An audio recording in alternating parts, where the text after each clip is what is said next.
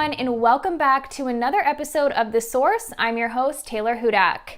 A shocking new investigation published in the Gray Zone titled, Reuters, BBC, and Bellingcat participated in covert UK Foreign Office-funded programs to weaken Russia, leaked docs reveal, is an article which exposes Reuters and the BBC's involvement in covert UK FCO, or Foreign and Commonwealth Office programs, to effect attitudinal change and weaken the Russian state's influence. But why are media companies working alongside the intelligence community and state actors? And why did social media suppress and censor this article? Joining me to discuss all of that and his latest article in the Gray Zone is journalist Max Blumenthal. Max, thanks for coming on. Thanks for bringing me on.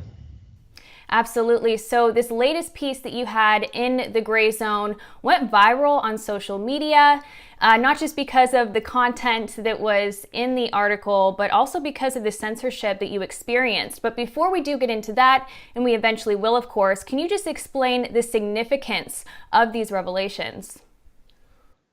Well, yeah, obviously these revelations were significant enough to merit a completely unique warning label that I'd never seen before on Twitter, that these materials may have been obtained through hacking. It's kind of like reefer madness for neocons. It's like they thought that that warning label would scare off the kids when in fact it attracted them and caused the piece to go viral, as we'll discuss. But the revelations contained in the article, which relied on materials that were publicly available through a hacking collective called Anonymous. They're all called Anonymous, are absolutely explosive. They show, well, there are hundreds of documents. And, as a journalist, if you're seeking to synthesize and analyze these documents, you could go in a number of directions. But what I found most striking about these latest revelations, and there have been previous leaks before that we've covered at the Gray Zone, was that they showed the BBC and Reuters being the largest news organization in the world, as essentially British intelligence contractors, helping the British Foreign Office infiltrate and undermine Russian media, train Russian journalists inside the UK on British Foreign Office funded trips to create influence networks inside Russia, and to propagandize the Russian-speaking public in Russia's near abroad, in the Baltics, Central Asia, Eastern Europe. The BBC even proposed to the British Foreign Office to go into the Donbass region, which is a conflict area where Russian-backed separatists have been fighting this NATO-backed, US-backed force of the Ukrainian military for years. Thousands of Ukrainians have died. The war should have ended long ago. It was basically imposed on the Russian-speaking population in that area. And the BBC is proposing to go in and use its know-how and resources to bolster pro-NATO media in the area and to essentially establish a new information weapon and thereby escalate the conflict. This is beyond irresponsible. It's all conducted secretly. I produced document after document showing, contracts between Thomson Reuters Foundation, which is the charitable arm of Reuters, and the British Foreign Office that are marked classified or secret because they want to keep this secret. Memos from the BBC or Reuters demanding secrecy. So these are covert programs that are being conducted with British taxpayer money in violation of the stated trust principles that appear on the Thomson Reuters website and the BBC mission, which is on its own website, where they pledge editorial independence and integrity. They're essentially lying to the public.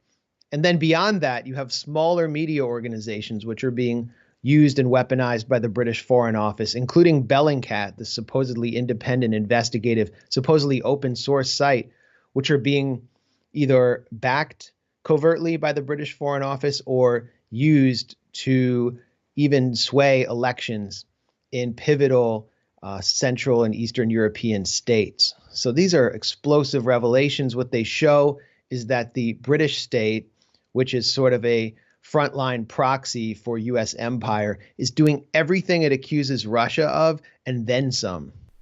Yeah, that's the great irony here. And I was just going to ask you your perspective on a quote from former British MP Chris Williamson, who said, quote, "These revelations show that when MPs were railing about Russia, British agents were using the BBC and Reuters to deploy precisely the same tactics that politicians and media commentators were accusing Russia of using," end quote. Can you explain further on how there's some hypocrisy here? Enormous amounts of hypocrisy. I mean, Chris Williamson was one of the few members of parliament to actually challenge the Russia hysteria that descended on the UK during the very strange Skripal poisoning incident. And soon after that incident, there were leaks, very similar to the ones we're discussing, of documents from a secretive program within the Foreign Office called the Counter Disinformation and Media Development Program that showed that the British Foreign Office was funding a military intelligence unit that was fronted by a think tank operating out of a fake location in Scotland. The think tank was called the Institute for Statecraft. The military intelligence troll farm was called the Integrity Initiative. And these documents exposed a vast multi-million pound operation that was aiming to propagandize the British public and the whole of the European public in support of a gigantic escalation with Russia to the point of war. And it cast very serious doubts on the official narrative of the Skripal poisoning, with so many other incidents, because you had these military intelligence officers operating behind the cover of this think tank, talking about how they were aiming to make the British public and opinion makers and policymakers see the big picture about Russia being a major national security threat. They established these clusters of journalists all across Europe, of influencers, people whose names we're familiar with, like Bill Browder, Peter Pomerantsev, Anne Applebaum, the Washington Post columnist, Ed Lucas, all these figures that we associate with this kind of anti-Russia echo chamber were organized and networked here. They were taking out politicians who were seen as too dovish toward Russia. In Spain, a defense official was sabotaged through this network, and it all exploded. And Williamson was one of the only members of parliament to bring it up in parliament and to demand answers. How much is this program, this counter disinformation office, costing the British taxpayer? What is it doing? What is its mission? And he was stonewalled on national security grounds. They said, well, this program is too important to us, and if we reveal details, Russia will attack us, so you can't know. And ultimately, Williamson got attacked. He was targeted in the fake anti-Semitism scandal. He was targeted as a Russian asset. He was driven out of labor. And so I called on him to comment on these latest documents, which reinforce the need for a public inquiry and show that the British state is deceiving the British citizenry and taking them towards the brink of, if not a hot war or some series of proxy wars, then certainly a Cold War that won't benefit them in any way. And Williamson's no longer in Parliament to ask the tough questions about it. One of the things that struck me about this article and about these documents is the language that is used. A lot of the language seems pretty positive. To quote one of the phrases that's used, they want to have help Russian journalists, quote, produce balanced, fact-based journalism and ethical journalism, and to build on UK media standards and ethics. For somebody who's not too familiar with how the national security state works and the military-industrial complex works, this seems like a positive thing. But what's really going on here? Right. I mean, that was perceptive to pick up on the language they use. It sounds like something that we should welcome. They call for media pluralism. This is something we celebrate in the West, in the supposedly democratic West. We want media pluralism. But when RT or Sputnik come in the name of media pluralism and establish radio stations or television affiliates in cities across the United States, they get labeled foreign agents and they get shut down, because that's the kind of pluralism the United States doesn't want. but it doesn't go both ways. It only goes one way. So the West is trying to establish, or the British Foreign Office, which presides over the MI6, I should mention, the foreign intelligence wing of the British intelligence services, is trying to establish media pluralism in Russia's near abroad and inside Russia to basically counter the messaging that supports Russian national interests and what the West sees as the Kremlin's narrative. And therefore, it's paying supposedly independent outlets, helping them craft their message, providing them with help on Google searches to game Google searches. They explicitly state this. And the documents also state that they aim to weaken Russia's influence in the media. I mean, that's also openly stated. But there's also the conflation, which is a Western exceptionalist notion of better journalistic ethics with a pro-NATO editorial line. And so Thomson Reuters Foundation puts out a bid with the British Foreign Office for training Russian journalists. It says we've done like 10 British Foreign Office training trips for Russian journalists in the past, and we promise to produce an attitudinal change in these journalists. And that means, and of course they don't state it explicitly, but it's pretty implicit, a more positive perspective on the UK and an affinity for the West and an aspiration to be a part of it. And I know lots of Russian journalists who went through the experience of the 90s and told me that they aimed to be CNN. That was their dream. They wanted to be just like CNN and just like the United States. And so many Russians wanted to basically import the model of the United States into the former USSR. And what they got was the nightmare of US neoliberalism, 3 to 5 million excess deaths as people were thrown off their pensions. And the CNN model was essentially discredited when CNN started propagandizing for the destruction of Yugoslavia and all these wars that felt targeted at Russia, South Ossetia and Georgia. So they're trying to bring that back with these programs and maintain an influence network, an opposition influence network inside Russia. And that also entails, in the name of media pluralism, covert backing for outlets like Medusa. Anyone who's familiar with Russian media that produces content in the English language knows Medusa. It's one of the most popular outlets for Russian opposition supporters, people who support Alexei Navalny. And they are named in these documents as receiving logistical, if not financial support through a British intelligence contractor called the Zinc Network. So they're not independent.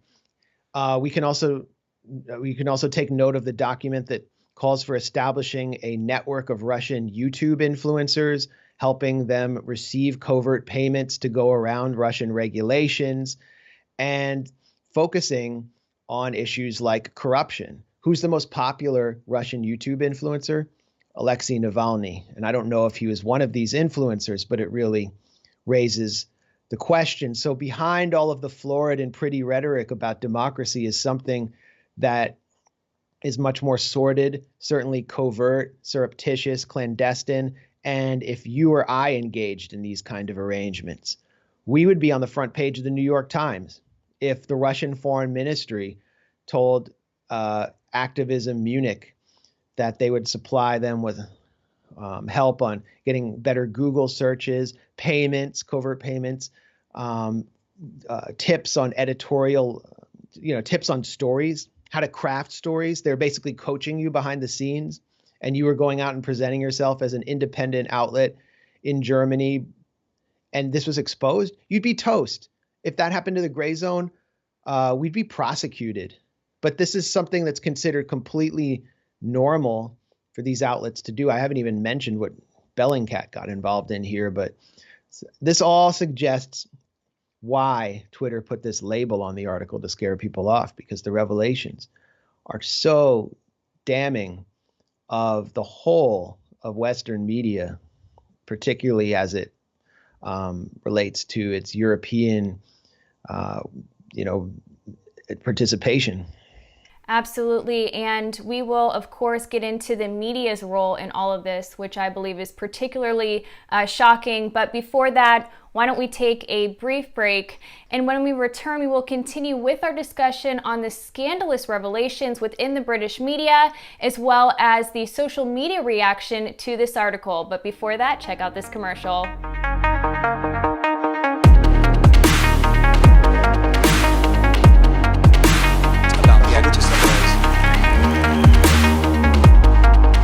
An act of pure journalism. Every journalist in the world should have been cheering Edward Snowden. He did what every journalist is supposed to be devoted to. Because we have evidence that when we do that, things go wrong.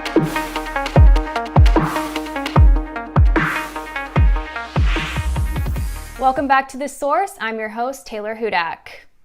Okay, Max, so I do want to continue our conversation about the media's role in all of this because I find that to be particularly shocking. Specifically, we have the BBC, Reuters, and Bellingcat, who have been working alongside the UK government and the intelligence community in this operation. What are your thoughts on that? Well, Bellingcat has always asserted its complete independence, even as it mysteriously obtained the passport information and customs details of the two Russian citizens who entered Salisbury, England, and were the prime suspects in the poisoning of Sergei Skripal and his daughter. They say that they're open source. I mean, Bellingcat has become famous for open source journalism, but how did they obtain this information? And they've also been able to use similar techniques, if you can even call them techniques, to point the finger at Russia's FSB intelligence services for the alleged poisoning of Alexei Navalny. So I've always had questions about this organization. It's well known that they're funded substantially by the National Endowment for Democracy, which is a U.S. government entity that supports media and supposed civil society organizations around the world in the name of producing regime change in countries where the U.S. seeks to topple the government. It's the regime change machine. It was spawned out of Ronald Reagan's CIA to do what the CIA used to do covertly in the open, according to one of its founders, Alan Weinstein. So that's all well known. But the relationship between Bellingcat and the Foreign Office appears to be much more intimate than we knew, and potentially more intimate than with the CIA, which, is always the subject of rumors. Like Elliot Higgins, the founder of Bellingcat, was recently profiled and puffed by Luke Harding, another highly suspect, journalistically dubious character in The Guardian. And the headline was, "People say we work for the CIA." Like that's some kind of, it's like, let's take that lie off the table by snarking it away.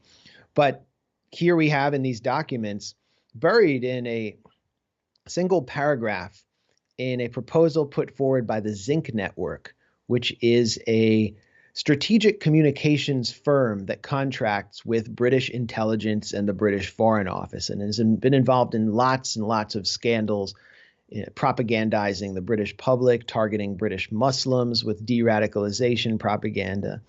And they had engaged in a program with Bellingcat called the Open Information Partnership. Also involved in that program was the fake think tank I mentioned before, the Institute for Statecraft, Front for the Military Intelligence Troll Farm, the Integrity Initiative. And in this little paragraph, they note that North Moldova had elections in 2019 that were seen as an emergency by the British Foreign Office, and I guess by NATO as a whole.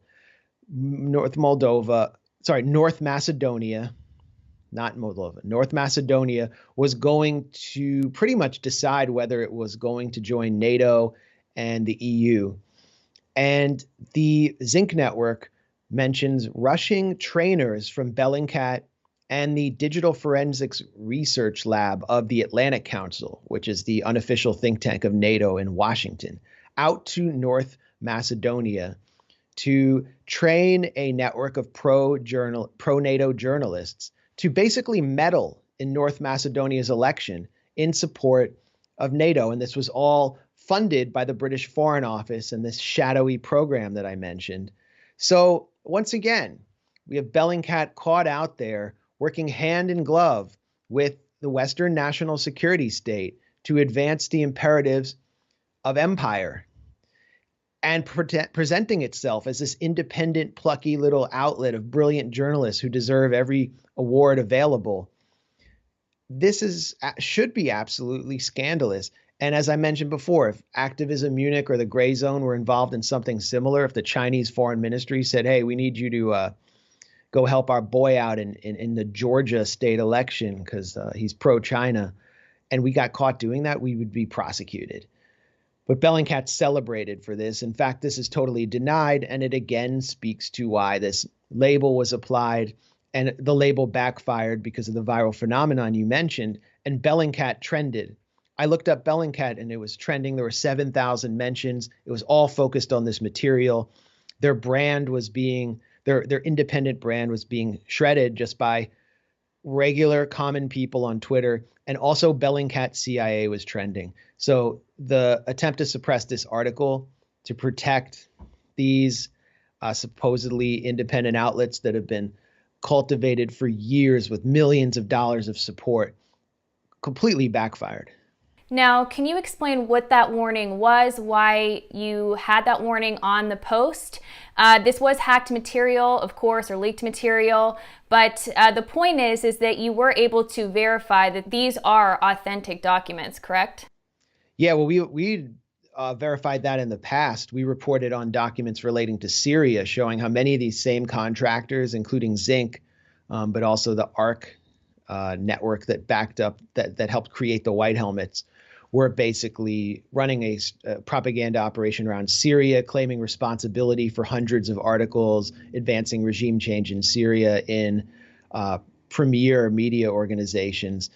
And the British Foreign Office declared that the documents that they had experienced a hack and that those documents that we reported on were essentially authentic. So I felt really confident going into reporting on this. But before I did report it, I reached out to Reuters. I mean, reaching out to Bellingcat, it's like reaching out to social predators who stalk you and are like waiting outside your window with binoculars. And, you know, these are not people that are going to give you an intellectually honest response. So what's the point of going to them? They're attacking us all the time, accusing us of doing everything that they do, and falsely.